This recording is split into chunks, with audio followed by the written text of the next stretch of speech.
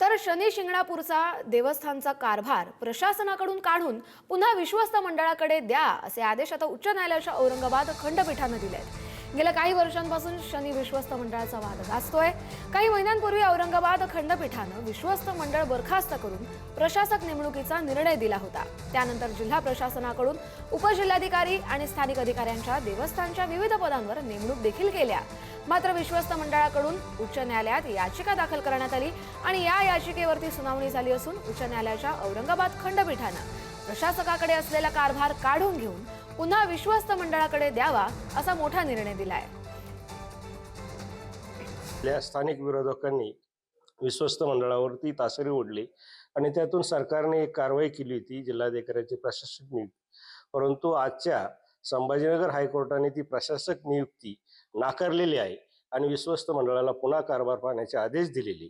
हा निकाल म्हणजे इथल्या स्थानिक विरोधकांना एक मोठी चपराक त्यातून बसलेली आहे आणि विश्वस्त मंडळ पुन्हा एकदा चांगल्या पद्धतीचा कारभार, नियमाप्रमाणे कारभार आणि परिसराचा, गावाचा विकास कसा होईल या पद्धतीचा कारभार करण्यास पुन्हा पात्र झालेला आहे।